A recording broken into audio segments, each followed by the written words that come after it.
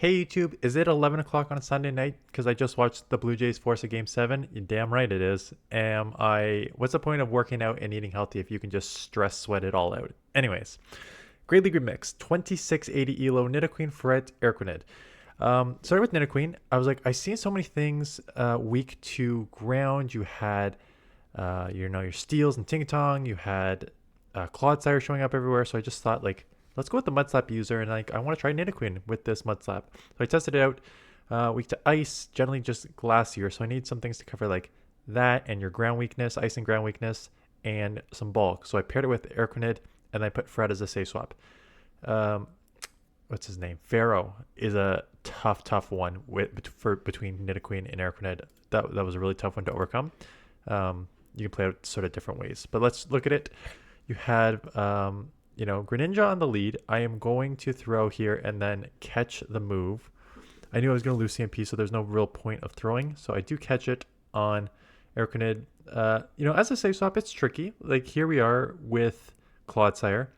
Bug Bite is resisted on the poison, but I do have Water Pulse.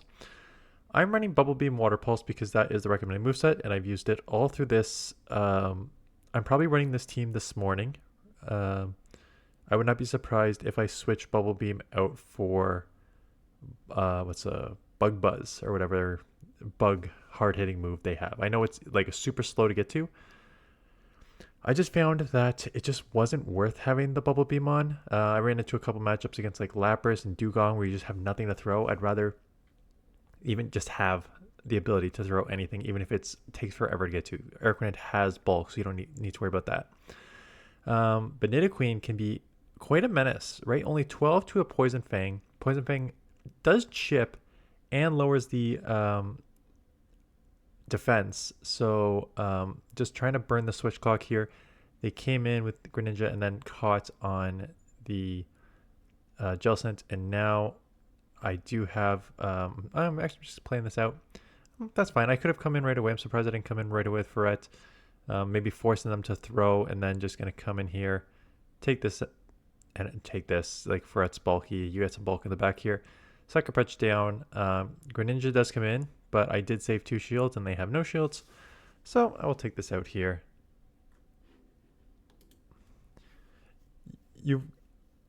And then, yeah, just Sucker Punch down. Furret. So the thing with this team is Mud Slap, Sucker Punch, and Bug Bite in themselves can like really put on some fast move pressure, right? I've already got, just with the Mud Slap's Fret down to like just over 50%. So now when I'm starting to throw these Poison Fangs, they are going to chip enough plus lower the defense that it's really going to put some pressure on them. And that's what you're seeing here. They're in the yellow. I get to the next move, and now they got to shield this or they're going to be taken out. Show that or taken out. So Lapras comes in. I'm just going straight into Araquanid. I could come either or. They eventually come in with Florges, which is fine. Bug Bite is resisted, but I have the Water Pulse, which will chip. At best they're going to have Trailblaze or Moonblast. Looks like a Trailblaze. Doubt they go Chilling Water here. But Bug Bite, even though it's resisted, is chipping, right? Trailblaze, and this thing's got some bulk, so they may get to a second one, but even if they do, I'm probably going to live it. And then I can get my Fret on the Lapras and then hope that I can just out-spam there. I see the switch timer's up. I wouldn't be surprised if I just instant swap if they shield. They let it go, so coming in NIDOQUEEN, basically trying to force... I was hoping I can get to a move there. I think I was trying to do 2 things. One, I was trying to get to a Poison Fang. Kind of forgot that, like, oh yes, that wave is super effective. But also, the ability to put on a couple Mud Slaps means that I can guarantee just go double Swift here. So, maybe I wouldn't do that. I don't know if it's the right play or not, but knowing that I put them into just Swift category, like range, is not the worst case scenario. Sorry, while it is 11 o'clock, I have my kids both sleeping, so I've got them on the phone here. If I'm looking down, the things we do. NIDOQUEEN into Superior. So tough lead with a Mud Slap user. They would be hitting neutral. I do have a Sludge Poison Fang, which is neutral. And I get to the move first, which is great, because this will be super effective and put pressure. And if they do not shield, which means, now maybe 12 Frenzy. Yeah, I'm going to go instant swap here. I don't know if I can get to the next move before they do. So I am going to put some fast move pressure with Furret, and then they come in with Carbink. Furret. So you saw me swap into araquanid twice. And if you get hit with a rock user where rock is super effective, you do still have Water Pulse. So that shit's super effective. You can pull out Carbink. When you have a Mud Slap user on the front that resists the rock, you can pull out Carbink with this Furret. And that's exactly what I did there. Once I took it out, I was kind of hoping, grass there, grass on the lead, rock as a safe swap. Maybe they're double weak to ground in the back, and they are. Typhlosion. So coming in, but the damage is done. You cannot come a Shadow Typhlosion into a Shadow NIDOQUEEN. The damage just outpacing there. So, yeah, they you got to move off. Took me low, but with that, just Bug Bite down before they get to a move. I'm pretty sure it's just Bug Bite, but I was hoping to get to a Bubble Beam to maybe. This is where Bubble Beam literally is the only point that it would be good. It is a super effective move. I don't care about super effective. I care that it lowers the attack, right? So if your opponent only has one Pokemon left and you need to lower its attack to maybe live some fast damage moves or charge moves, and it's some positives there, but you can use it as something that has strength otherwise. Okay, kind of a weird one. Fairy Wind is resisted, but obviously with the chilling water, that will be super effective. I do get to a Poison Fang, and I did throw on bad timing, but I don't really care. I just want to get this move off. Definitely getting some spin here. They shield. I may catch. Nope. Maybe shield one. I can probably live one. And they're going to outpace. So yeah, I'm letting the first move go because I know I'm going to get outpaced. Lapras comes in. And again, I don't even know if this is the right play. I'm coming in here because I know they're going to have Sparkling Aria. And if they have Ice Beam, great. If they have Skull Bash, you can kind of force a shield there. Not on that counting, but then this is where I just got kind of killed. Yes, they only have Sparkling Aria, but the sideways are adding up. You only have Water Pulse and Bubble Beam, so you have to throw the Water Pulse. Does not do much there. It takes unlike Sparkling Aria, which only takes 12 and 11 to get to. It takes 17 to get to the Water Pulse.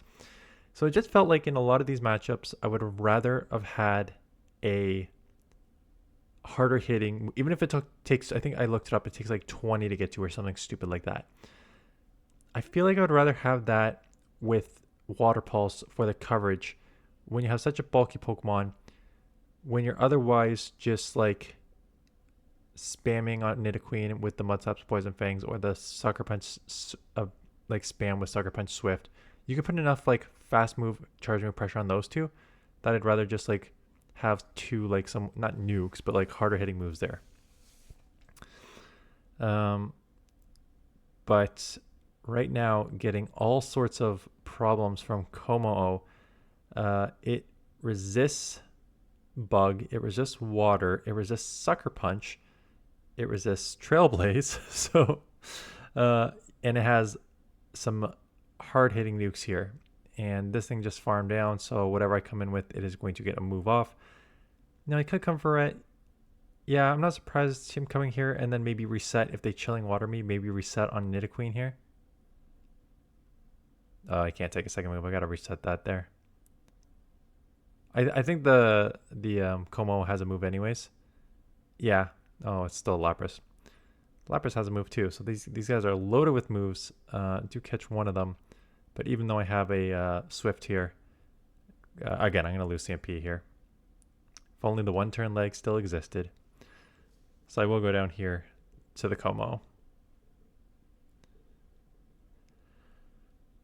Dugong, weak to ice, so this should be an instant swap into Furret. Let's see what they decide to do here. You're not shielding anything. They are staying in.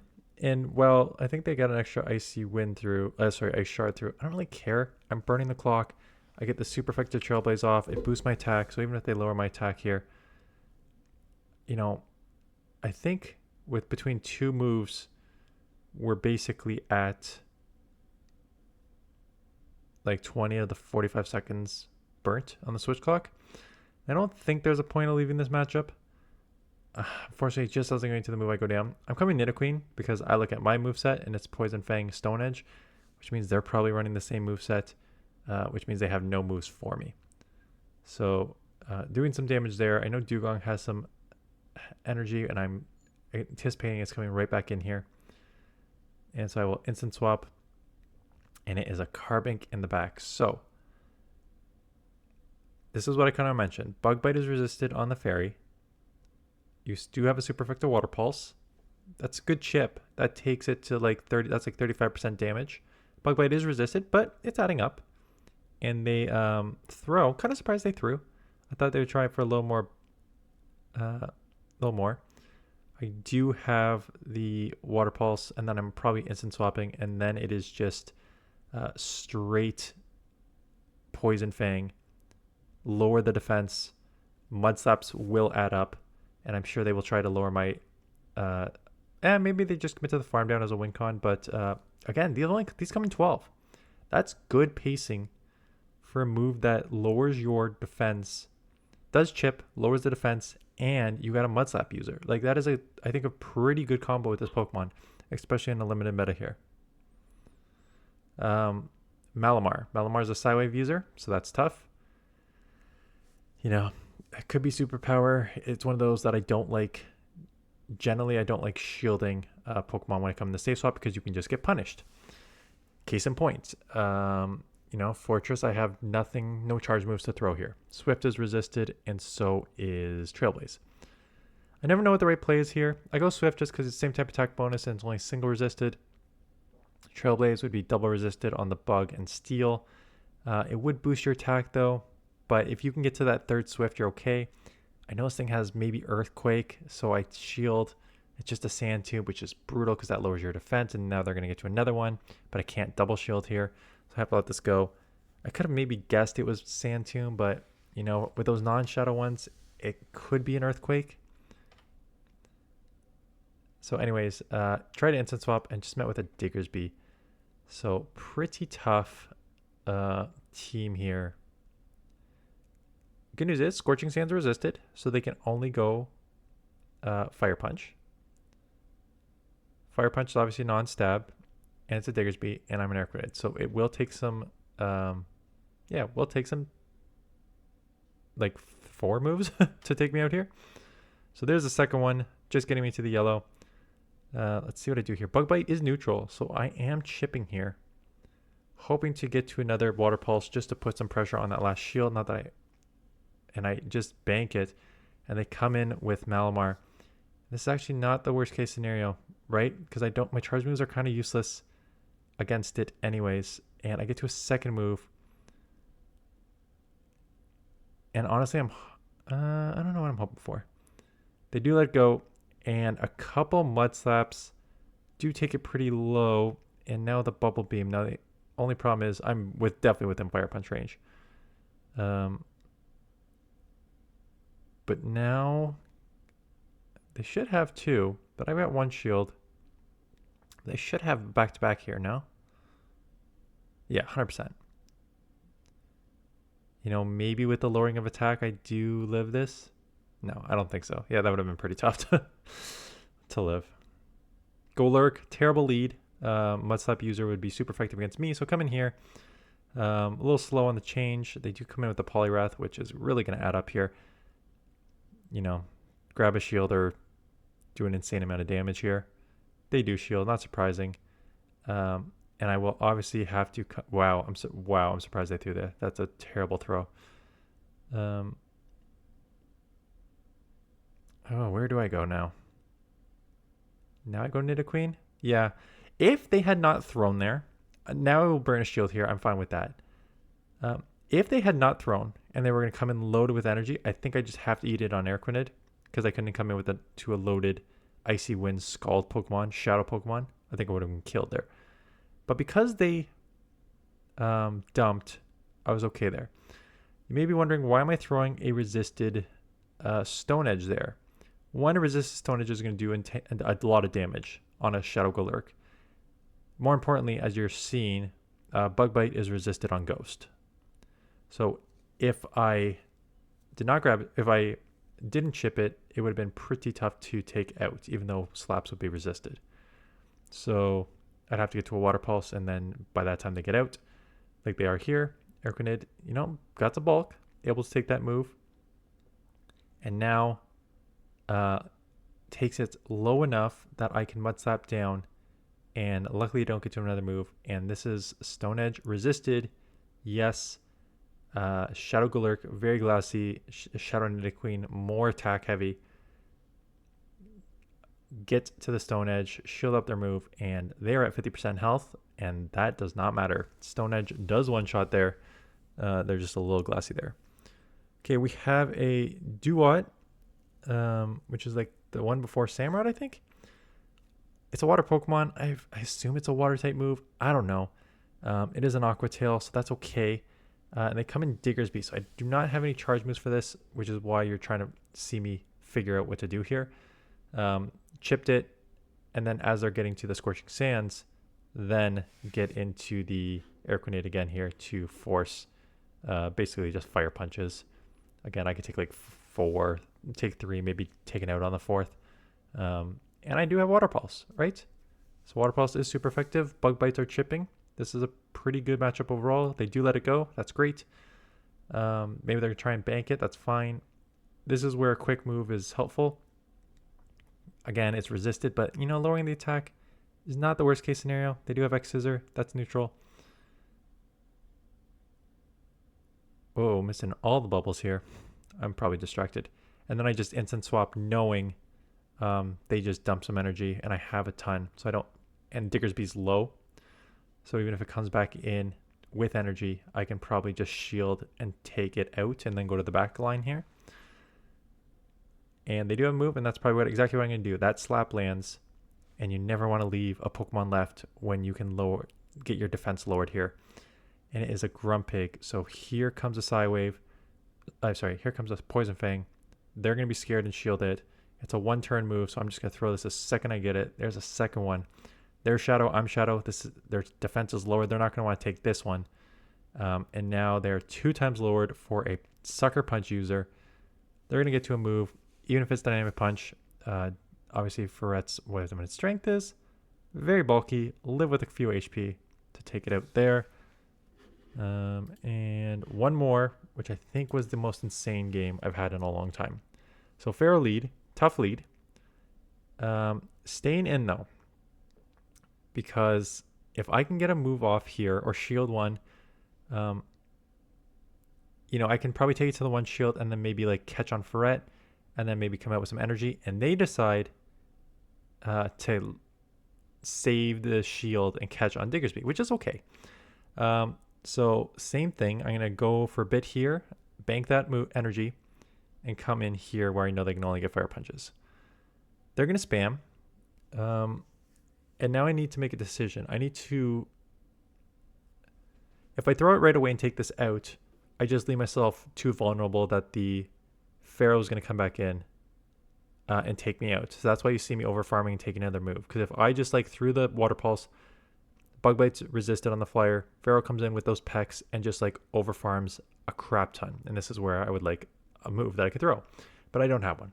So I just dump the energy because they come in Lantern, knowing what I was doing. So I just lower the attack, come in with a Furret. Furret has Trailblaze. And this is one where I probably throw quick because I want to boost my attack. And our switch clocks are still somewhat in line. And I can still come out with some energy. I have to let it go.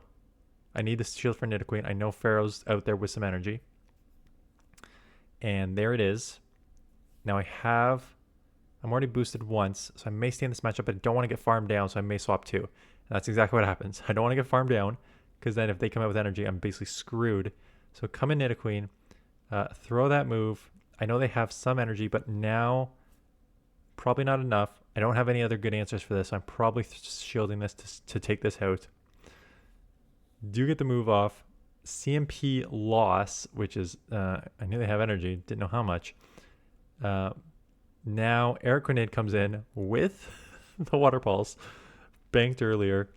This will take out. Diggersby comes in.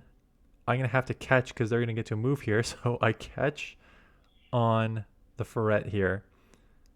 They throw the Fire Punch, take out. Now I'm going to get to a move. So I have to throw right away because they're going to get close to a move here. They catch on the Lantern. And I Bug Bite down. And I think they are 2 quick attacks away from a Fire Punch. And with that, get to the 4 Bug Bites to take it out. So hell of a jump around from both of us there. I remember that matchup. It was a good matchup. So yeah, some Pokemon to overcome. Again, I understand Bubble Beam. Lowers your opponent's a bait move to a certain extent. Lowers your opponent's attack. And again, if you're running a Water Pulse, Bug Buzz, it's 17 and 20. So it's a while to get to those. I'm going to try it this morning. So if you're watching me, I mean, it's 11:20 now. By the time I upload this and do thumbnails and stuff, and I've already shot a video for this afternoon, Halloween event. So by the time I get those ready and go up, and maybe 11:40, I might just hang out till 12 to do a set or two, and then go to bed and drag my ass around tomorrow morning. But yeah, good team, 2680. So I'll do probably 4 sets today, and then I'll bank one to roll into Great League tomorrow. I'm gonna go back and check my my last Ultra League teams. You know, I'm pretty sure that the last time I did like the top Ultra League teams, a lot of these top teams that I do are really for newer players, like not like new people who are not used to my teams, because my sort of top teams are always my most searched. So every sort of best Great League team gets, like, my last best Great League team got 15,000 views because people just search it. My best Ultra League team last time, which was September 23rd, only got 3,600. So, you know, you have in the morning, best Great League teams, 15,300 views. Afternoon, best Ultra League teams, 3,600. It may make sense, and I am leaning towards this. I may Tuesday. Yeah, tomorrow. This is going up Monday morning. It's going up in 7 hours. I may tomorrow do a top Great League teams in the morning.